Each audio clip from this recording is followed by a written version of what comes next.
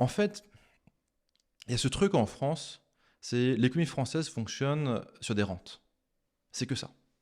C'est, je dirais, des grands groupes qui ont des rentes publiques, des contrats publics, des rentes en Afrique, des rentes minières, des rentes. Et c'est que des rentes. En gros, c'est arriver à obtenir un truc et vivre de la rente, sans rien produire, sans faire trop d'efforts, sans innover. Et vraiment, l'économie française meurt de ça. C'est sclérosé avec des rentes. Tous les mecs qui font carrière dans la politique, c'est des rentiers.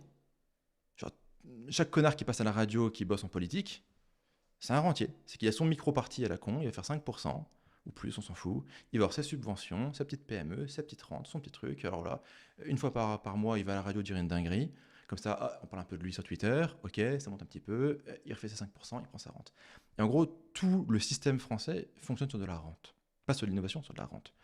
Et en fait, même les grandes écoles, c'est la même logique. C'est tu travailles très dur pour obtenir un statut, un diplôme, qui va t'offrir une rente. Et alors c'est moins vrai pour HEC que pour, tu vois, l'ENA ou les trucs comme ça, quoi.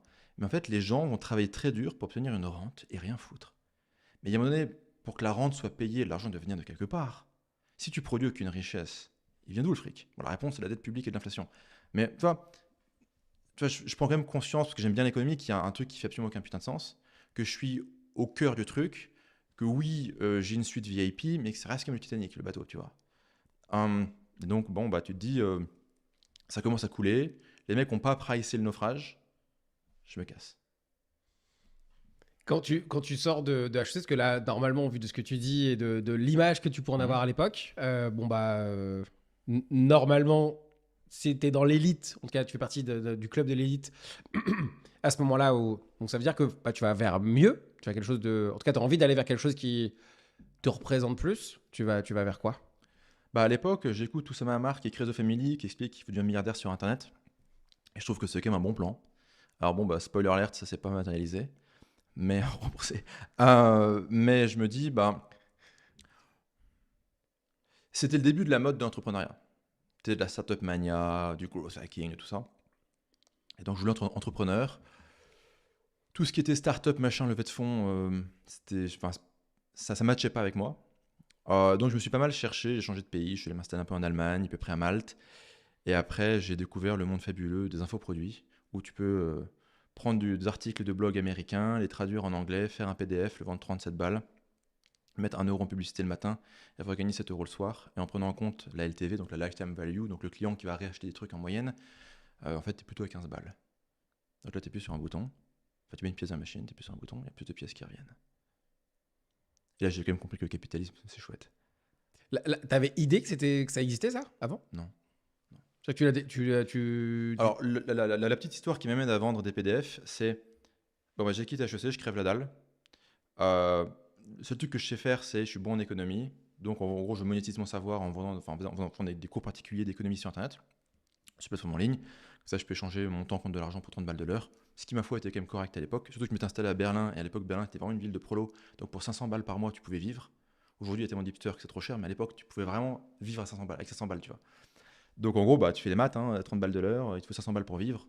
Tu vis assez facilement, assez bien. J'avais un voisin qui, lui, était allemand et qui vendait des formations de lecture rapide en Allemagne. Et qui, en gros, pendant 1 an, m'a dit tu sors d'un cours là? Je dis ouais. Tu répètes le même truc? Hein.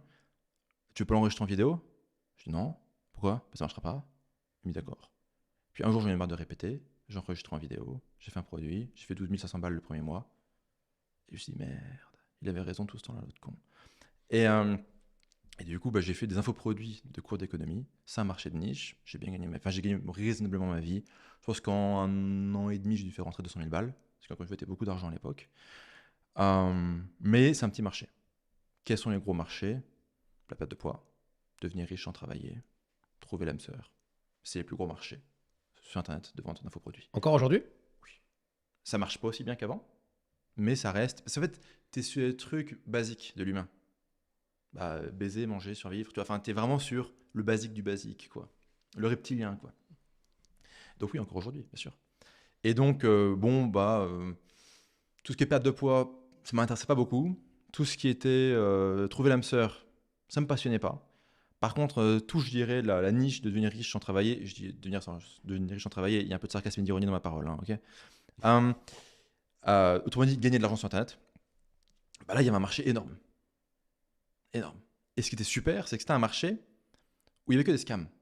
C'est qu'il n'y avait que des mecs qui baisaient Alors, les gens. scam, nous on le connaît ce mot. Ok, alors, on va dire que des arnaques.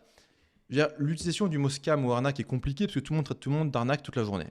On va dire que c'était des produits qui étaient pourris. Et les mecs qui vendaient les produits savaient que c'était pourri, ils s'en foutaient complètement que ce soit pourri. Donc c'était pourri intentionnellement. Ok. En fait, moi je suis arrivé là-dessus avec un pote, on s'est dit, en fait, si on fait la même chose, la même démarche commerciale, mais qu'on baisse pas le mec, qu'on essaie de faire vraiment un bon produit, on met vraiment des connaissances intéressantes dedans, qu'on crée une expérience utilisateur qui est bonne, et ben en fait là le client va rester client, on va pouvoir tout défoncer. Donc on s'est dit, ok, on fait un marketing ultra agressif, vraiment agressif. On crée des très bons produits, avec en plus une politique de remboursement complètement laxiste, comme ça tu veux karmiquement t'es bien. Et cette combinaison des deux trucs était extrêmement rentable. Oui. Quand tu dis un marketing agressif, ça veut dire quoi? Agressif. Est-ce que tu peux donner des exemples ou pas? T'as le droit de dire non, je peux pas donner d'exemple. Qu'en fait, quand les gens disent agressif, Alors, en fait, l'idée c'est, il faut jouer sur des émotions fortes, il faut emporter la vente maintenant. On sait pas, tu vois, vas-y, je fais une vidéo sur YouTube, le mec va regarder 50 vidéos, et dans 2 ans, il va acheter mon infoproduit, donc une formation, un PDF, un e-book, peu importe, etc. C'est que le mec, il arrive, et je dirais, dans 1 heure, il faut qu'il ait dépensé de l'argent chez toi. C'est ça, en fait, c'est peut-être plus une notion de vitesse que d'agressivité.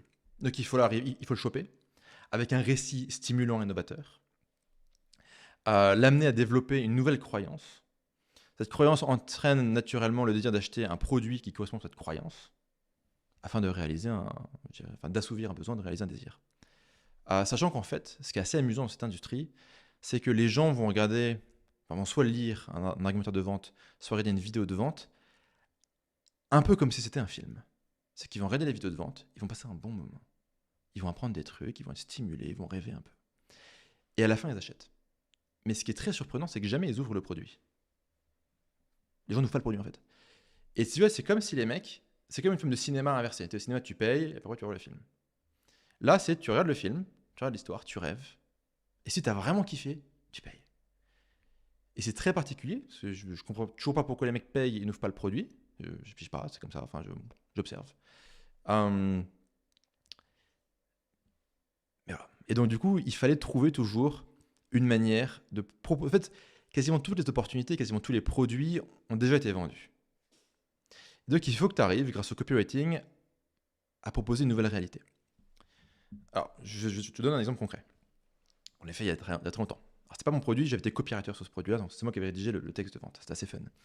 Les mecs vendaient un produit qui était gagné en gros 10 balles en faisant de l'affiliation sur Amazon. Bon, tout le monde connaît, tu peux avoir un lien affilié, tu mets ton lien, quelqu'un clique, il achète, tu prends 5%, 10%, je sais plus, un truc comme ça.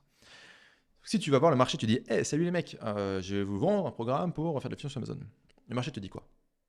Tu dis de te faire foutre, parce qu'il a vu 15 000 offres comme ça.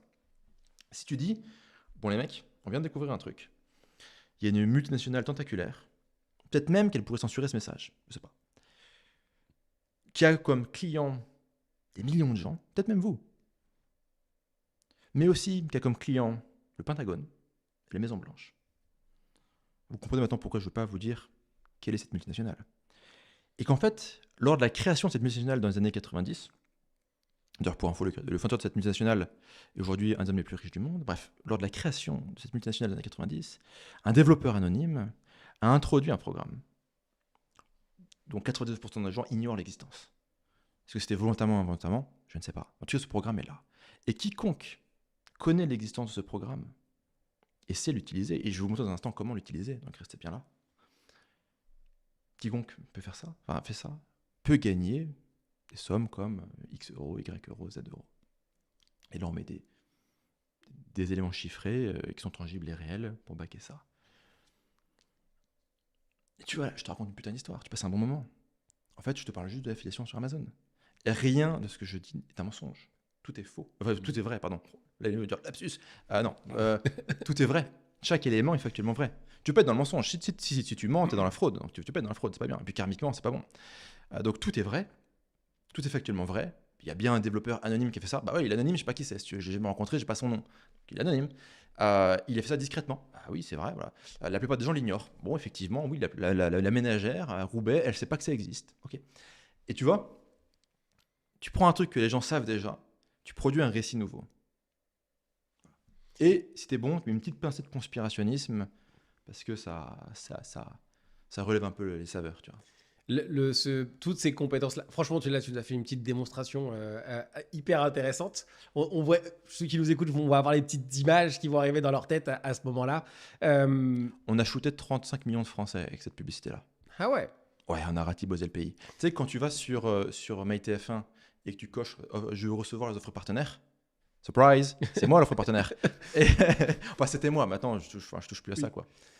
Mais donc agressif, parce qu'en fait, je pense que quand les gens se rendent pas compte de toute la logique marketing qu'il y a derrière, ça peut être mettre des gros budgets en ads et essayer d'inonder. Non, il y a toute une logique de storytelling, d'aller chercher aussi de ratisser large, comme tu disais. Donc, est-ce que c'est possible aujourd'hui d'être agressif sans être dans un scam? J'ai l'impression que la réponse est oui. Bien sûr, bien sûr.